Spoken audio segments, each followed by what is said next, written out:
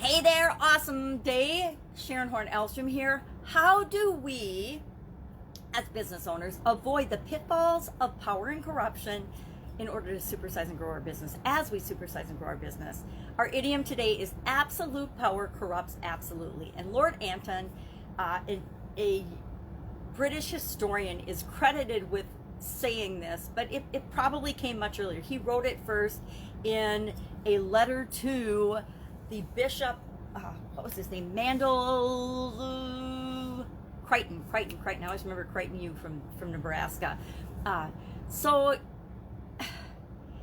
what he said basically in his letter was that power tends to corrupt and absolute power corrupts absolutely. He said that great men are often and almost always bad men. Now, he was assuming that corruption and power go hand in hand. There's another quote I think it was a book and then turned into a movie, Dune, by Frank Herbert, where he says, and I like this version of it a little better, power attracts the corruptible. I guess I like this one because it helps me hold out hope that just because somebody has power and influence doesn't mean they have to be a bad person. Although positions of power with respect to in religion and politics and in any organizations, even in our homes, can lead to corruption and fraud and mistreatment of other individuals. It can lead to corruption. Now, there's a difference between persuasion and manipulation. There's a lot of people right now, especially with movie stars and influencers and social media and the media in general, where people think that because they're famous, that makes them an expert on everything. Think actors or actresses or athletes, famous athletes, spouting off about politics and religion and social justice and all kinds of things like that. Just because they can pretend to be someone else on screen or they can perform well athletically does not make them an expert on other fields and other industries. It's like me pretending to be an expert about brain surgery because I've read some books on the brain, right? It's ridiculous and it's ludicrous. Yet millions of people flock to these people for their advice and for their influence, and they take what they say, including the media, American media, as absolute gospel truth. Now, there is no better example of it right in this day and age. You know, we look back to ancient times and we see so many examples of abuse of power. The Egyptian pharaohs, the Roman emperors thought they were gods and claimed themselves gods. Think of Napoleon. Think of other rulers and leaders throughout time. Okay, Hitler, I hate to use that example, but Hitler was a prime example of absolute power corrupting. Now, is that absolute power corrupting, or is that power attracts the corruptible?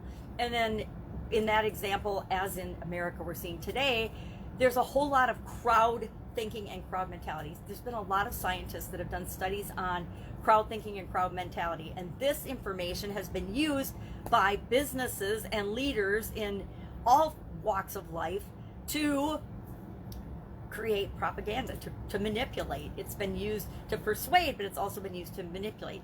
Mass marketing for the masses has been a huge influencer, and you can see it in this current situation in the United States. The media has been enlisted as a party in a giant propaganda and manipulation. I call it a hoax. You can call it whatever you want. You can say whatever you want. You can be on any side of the political situation, which, you know, I've been pretty clear about where I am, but it doesn't matter because it applies to all of us. All of us human beings are being exposed to this. When does this happen? It happens when big players have no responsibility and no accountability for their actions. If you've not ever studied the vaccine industry, I invite you to take a look at that. Vaccine companies, and it's appropriate right now with COVID-19 and the vaccine, have absolutely zero liability, zero responsibility for anything that happens as a result of people taking their vaccine. Does this mean they can put whatever they want in it? Yes. Does this mean they can shortcut the scientific process and perhaps fraudulently lie or manipulate the data with respect to their science in their scientific studies? Yes. Should this scare the heck out of us? Yes. Well, so what do we do about this? How do we deal with this? I've experienced position power, and that when we're in different positions in corporate America or in clubs or in organizations, people look to us for our opinion, look for us for our leadership and our guidance. How do we make sure that as leaders and influencers and guides for other people, we keep their best interests at heart and not make it all about us and our selfish interests? If we look at politicians, if we look at religious leaders, religion, I'm Catholic, right? I grew up in the Catholic faith, and I am horrified at what has gone on in the Catholic Church and been tucked away and hidden. That is a huge example of corruption and absolute power corrupting absolutely. Politics, same thing. How many politicians, how many businessmen think that they can do and get away with whatever they want? We're seeing it in the news all the time here in America, where there's all these sanctions. And I think we're seeing it throughout the world, where there's all these sanctions and rules and laws that are going to be enforced for everybody with respect to COVID. You got to wear your mask. You can't have Thanksgiving. You can't have more than 6 people. You have to be 6 feet apart. And if you're not, we're going to come into your house and we're going to arrest you. People have been arrested for not having masks on out in nature. There's a man that was paddleboarding out in California, and he was arrested and hauled away in front of his child because he didn't have a mask. No, that was the guy at Costco. Never mind. There's so many stories about this. It's horrifying about people being arrested. Yet the politicians and the people that are making these rules and guidelines are caught on tape not following them themselves. Again, so many examples of that, that I'm not even going to name names because there's so many ridiculous examples of it, including the hierarchy in our government, in our House of Representatives, in our various governmental bodies. But the point is, when people get to the point of making rules and then thinking that the rules don't apply to them, think of infidelity. People get married and then they think, oh, the rule doesn't apply to me. I don't have to be faithful. That is an example of corruption and fraud and lying and cheating and abuse of power. So how do we make sure that we don't let this sneak into our organizations?